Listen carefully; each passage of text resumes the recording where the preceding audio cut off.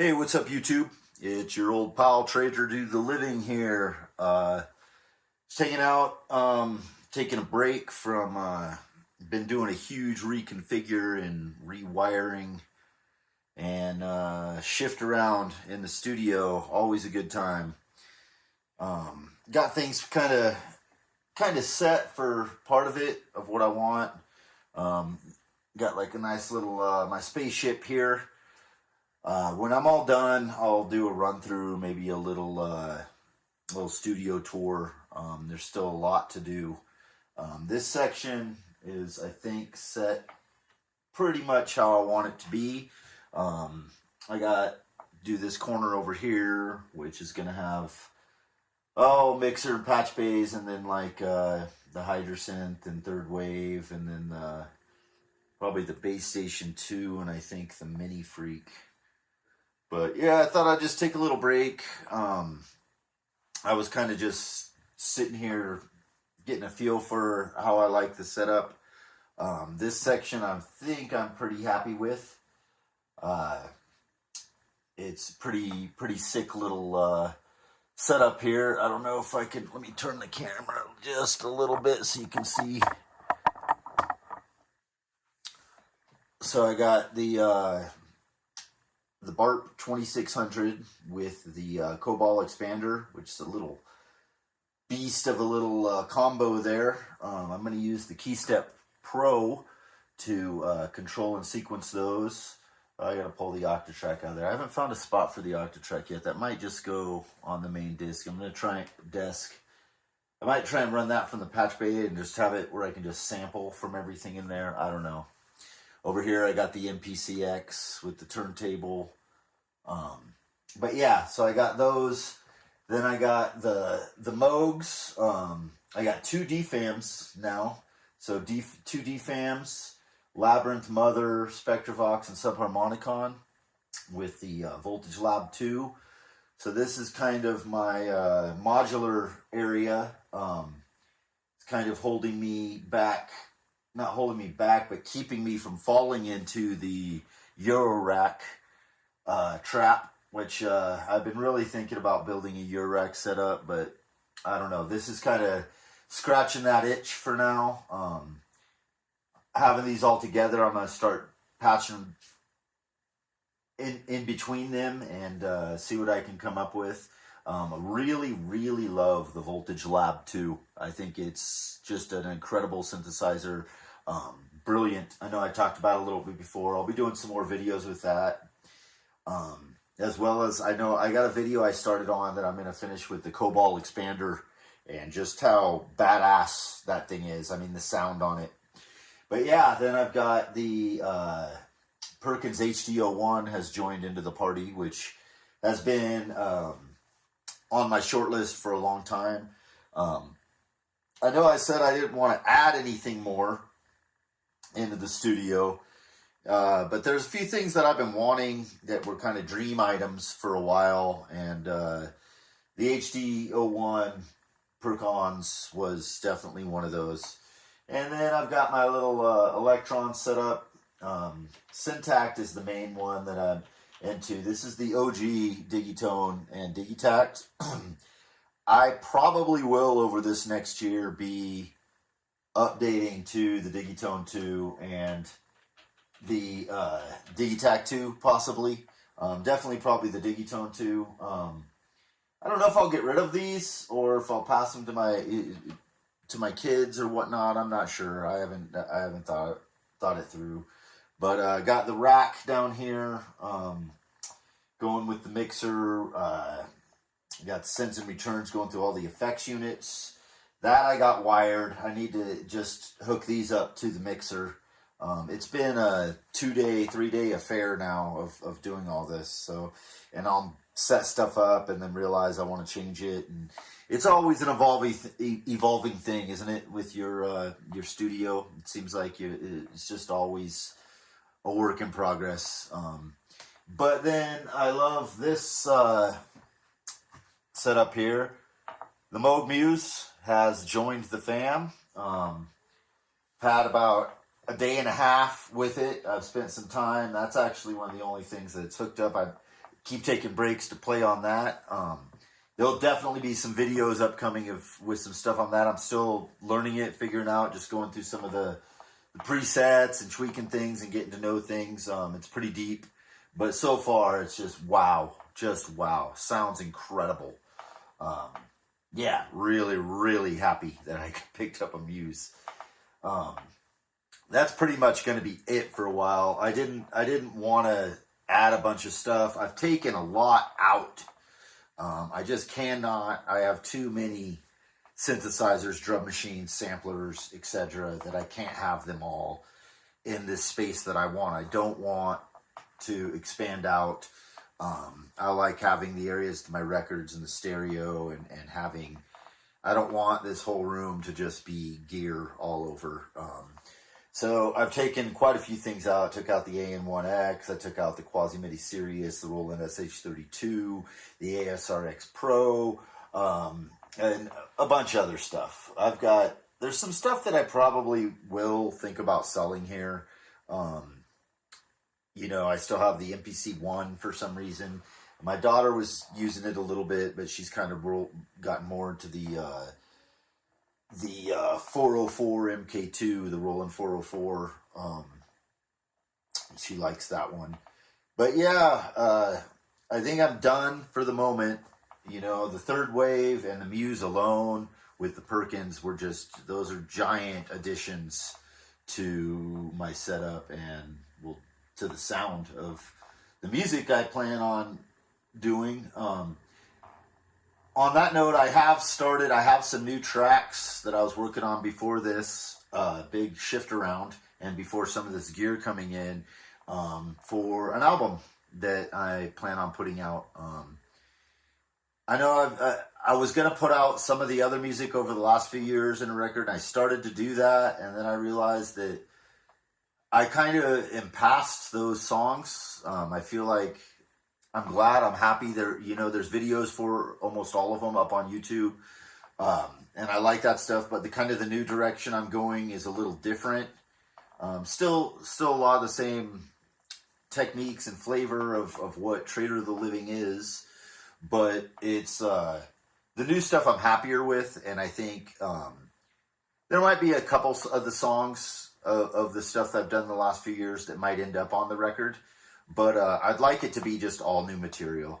Now, I might throw that stuff as a collection out, but as the first release album as Traitor to the Living, I think I want it to be just all this new material, and I'm going to focus pretty hard on that once this studio setup is done. I still have a lot to do on this area over here, and then once that's all done, the test equipment walls will be done. Now, when I initially put this studio together, if you've been following the channel for a while, you remember my old studio, which was huge. It was a much, much bigger space, and it just got insane with the amount of gear and equipment in there. And when I came in here, when I got into this space, I decided I'd have the test equipment in another area and make a separate Studio B, and that didn't really work out so well for me. I didn't find myself getting down there very often. It's down in the basement, sort of downstairs. And I missed having the accessibility to it with the rest of my gear. And so the splitting up of the studios thing, it didn't come about as I wanted it to. So, excuse me, I decided I was going to bring it up here and put it in this studio, which I did have to expand out more from the initial. I wanted to make a small footprint for the studio, and that's changed a little. Excuse me. And I'm happy that it's going to be up here. It'll be cool. I still have it's a pretty good open space. As long as it's all organized and, has a good aesthetic and organization to it, then I'll be happy with it. And I'd like to be able to use all that equipment for processing stuff. I can send stuff around. I'm going to have different patch bays. I've come up with a whole system. And when I walk through the studio, once it's done, when I do the studio tour and show you guys. I mean, it's still an insane amount of equipment, but it's not even almost. I mean, there's going to be, 25-30% of what I have won't be in here. It's going to be in storage. I could not storage, but put up on shelves, and I could just take things out in pieces as I want. I don't need to have everything out and hooked up at one time, and that's something, I keep going back and forth on this stuff. But I think this new setup will be really, really functional for creating music and just working. I can just jump from area to area. But yeah, that'll be the last section. Over here is going to be the huge walls of the test equipment are part of the studio. And so then I will have it broken into kind of islands. I have all this area with my modular. The Electrons will be here. Drums. Then I have my, my Poly keyboards. I've got the Kawai K5000S and the Muse. And then right next to it over here is the Third Wave and the Hydrasynth with the Mini Freak. And this guy, got Swifty edition of the Bass Station 2. This was a little bit of a gas purchase. I wasn't planning on adding one of these, but I watched the Alex Ball video and on the history and all that, and I realized I'd never played a Bass Station 2, and I was like, man, I want to check one out. So I decided to grab it. I was like, if I don't like it, I'll return it, or sell it or whatever. And the first day with it, absolutely fell in love. This thing is a beast. It is the cheapest synthesizer I've probably ever had. It's just all plastic, but the sound on it is just insane, and it's super dope. I was messing around with some of the Aphex Twin update that they did, where you can add a different sound per key and all that. This thing is sick for the price. I mean, for a beginner synth, I think this would be like ideal. But I'm going to keep it just because it's a super, super dope mono synth. And I think it'll go well with the Hydra, the Third Wave, and the Mini Freak. That'd be a cool little area of, like, I can make stuff there. Have these going with the same, the Muse obviously is going to be, used in almost everything I do from here on out. And I love the K5000S. I need to do a video on that, maybe making a patch on it. It's quirky, it's weird, it's an additive synthesizer, but yeah. The one thing that I do still want to add, and I don't need it, but it's something I've wanted for a long time, is to get the Moog Matriarch. Now I have the grandmother, the whole family, DFAM x2, mother, subharmonic. I have like all of the family other than the Matriarch. And that was my plan, was to get one of those. But since the Muse came out, I've never owned an analog polysynth. And for the last 4, 5, 7 years, at least the last 5, 6 years, I've been looking at all the analog polys and thinking, keep going back and forth. Which one do I want? Like, there was many times I was going to get the Korg Prologue and the DeepMind, and then the Prophet Rev 2, and I've looked at them all. And when the Muse came out, as you guys know, I'm a huge Moog fan, and it just struck me as something that, like, that's the one. I want that. And then I decided, they're expensive, so I did get a really good deal on this. Did not pay full price, but it is brand new. I got a deal. Shout out to my rep at Sweetwater, Kyle. Got an open box price that was significantly lower than the new price, and he called me and said that he was going to send me a brand new one for that price. So super cool.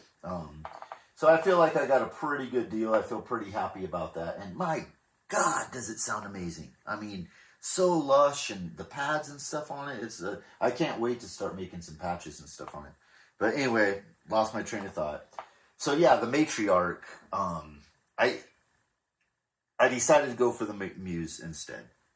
Now, and that has partly to do with that I have the grandmother, and I feel like the grandmother is never going anywhere. I'm looking at getting some wood cheeks. I'm going to order some wood cheeks for it because I love the Grandmother. That was my first Moog. And it's one of my favorite, just endearing to my heart synthesizers that I own. That probably be one of the last that I would ever part with. But a Matriarch right here would be so sick to have the Muse, the Matriarch, and Grandmother. And I know there's some overlap there, but eventually it might happen. Now, I don't really want to get one of the brand new ones. I talked to dude at Sweetwater, and I guess the new ones are made overseas, where the older ones were at least assembled in Asheville. So I'll probably get a used one also for the price. There's a lot of used ones out there. I might go for a dark. I haven't decided yet. I love the Grandmother the way it is, but I think it would complement with the Muse as the dark. I'm not a huge big thing on looks of things as function, but there are certain things that the way they look just look sick. Like, I think the Pittsburgh Modular Voltage Lab 2, this synth just looks freaking beautiful. I just love the way it looks. Same with the Percons. When I saw the black version of the Percons, I was just like, wow, it just makes me want to play it. And when I come in here, I've been spending some time with that thing. Oh, wow. The sequencer on it is just sick. Same with the Voltage Lab. The sequencer on it's just phenomenal. Just unbelievable. They're both performance oriented. So I can't wait I have not teamed them together yet. I'm going to be doing that real soon as the studio's done. Did not expect the rebuild to take this long. But yeah, and then, over here behind the camera, I'll have the MPCX with the turntable. So on like Sunday mornings or something, I'll make videos of it when I just sample vinyl and make beats. Not music that I put out as my music, but just like sampling, making beats. I enjoy that. It's just another facet of music making that's just kind of like a side thing that I really love to do. But yeah, it's kind of cool that I took a lot of the gear out. It's feeling less cluttered, less clustered, even though it's still a lot. I mean, I counted, I have almost 30 synthesizers. I was like, that's insane. I mean, just right here, there's 1, 2, 3, 4, 5, 6, 7, 8, 9, 10, 11, 12, 13, 14, 15. Here, count the base station, 16 right here. Then 17, 18, 19, 20, 20. Yeah, it's too much. But I can't complain. I'm blessed. It's nice to be in a position to have this kind of a studio, and I feel really good. It's just getting it all wired up and organized. And then, the test equipment walls, it's going to be cool because I'll be able to do all stuff over there. I can make beats over here. I can mess around. I'm going to have a separate little drum machine over here with these digital synths with the analog. This is an analog synth too, just so you know. If you guys don't sleep on the Bass Station 2. I mean, for the price, I think it's, especially used, I grabbed the Swifty edition because I thought it was cool. But you can get a used one for like just a few $100, man. And it's like, the sound is just super fun. It's really fun to just make a patch on. It's really easy and it can do a lot, surprisingly. It's there's a reason that it's been out for so long and still, it's still relevant and whatnot. But yeah, I'm pretty excited. I'm going to there's a couple small things I'm going to do with like little racks underneath for effects, for pedals and stuff like that. I'm going to do a little setup. So there's still some fine tuning that I'll be doing as we go. I did bring the guitar amp in, and I'm going to bring my bass amp in. And I'm hanging outside the studio door. I'm gonna on the wall. I'll have some guitars and basses. Not all of them. Again, I can't have them all. But some of my favorite guitars and basses will be there, so I can just go grab an axe, jam out on something that I've come up with, and pretty excited about that. But yeah, there'll be. I plan on putting out a lot more videos here, and see. I'm feeling inspired again, and I haven't for a while. My health is doing much better, by the way. Had like a really horrible summer, lots of health problems, been out of work. But I think I'm going to get released back to go. I'm feeling pretty darn good. Really good, actually, the last few days. So that's beyond awesome. So that'll be good. And then, yeah, so pretty stoked on the setup. Pretty stoked on the Muse. Everything is it's feeling good. And so what I'm gonna do after this, I'm gonna wire this up to the mixer and have that go through, and then I'm gonna start jamming on this area tonight, and then tomorrow I'll work on this and over here, and then the test equipment will be a thing I work on over the next week or two, because that's gonna be, I mean, you guys have no idea how much. I mean, I got to get the rest out of the basement, but I mean, the amount of gear in here, this isn't even like a quarter of it, of like the equipment. So this will all be filled in here, and I'm like, yeah, it's gonna be sick. So that's over there is where I Heimbach, I guess you would say. Yeah, but yeah, I hope everyone's doing really well, and I look forward to. I've been jumping in a lot of live streams and stuff lately. Been following a bunch of new people that I've come across in the Symptoms of Reality. Their live stream. There's a lot of very great community that they have over there, and I've been following some new people from that and jumping in different live streams and just trying to participate a little more. I was kind of not as active on YouTube for quite a while, as a lot of you know, and it feels good to be getting back into it. I just want to make more music is my goal. I want to put this record out. I came up with, I got the album cover because I thought that'd give me, and a title and all that, I thought that'd give me, and it's giving me like inspiration to make it. It's going to have meaning, you know, instead of just throwing a bunch of songs together that I did over a few years that were totally separate things. This is going to be kind of like, I don't want to say it's not going to be like a concept album or anything where everything's going to have a story or anything, but I feel like it's going to be, the way I'm making it song to song for this project is going to give it more, you know, cohesion, glue, to put it all together and have it be something. I've never really made a record or written music like that. When I was in the bands before, when I was in bands and we did records and EPs, like, you know, those songs were never written like that for a project. It was like, oh, we got a new batch of songs, let's go put it out. And that's how I've always kind of done it. My former project that I did, my acoustic singer-songwriter projects that I did years ago.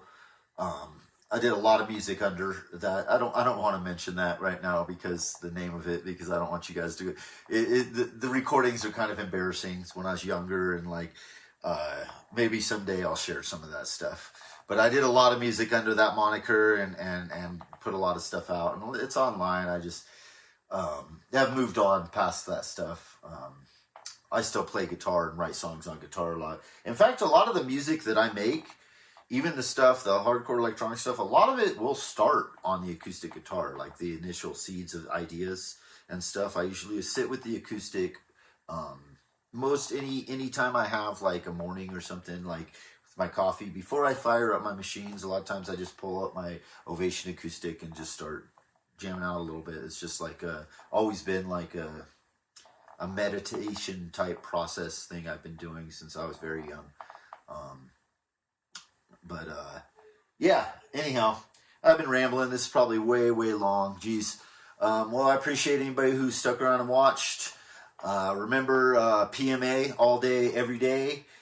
Stay creative, stay positive, and, you know, just keep doing what you're doing. And I see everybody is doing so much cool stuff, and it's so inspiring, and it's really awesome community that we have here. As weird as YouTube is and all this stupid stuff that whatever, there's an awesome, amazing amount of people that are like really cool that I'm proud to know or be in the same community with. So thanks, guys. Look forward to some Muse content. I'm going to do a video on the Base Station 2. I got some more Third Wave stuff coming up. I'll do some live jams with the modular. I'm going to do a couple initial thoughts on the Perkins. Yeah, got a lot of ideas and stuff coming up. So, but thanks for tuning in, guys, and I'll see you next time. Peace.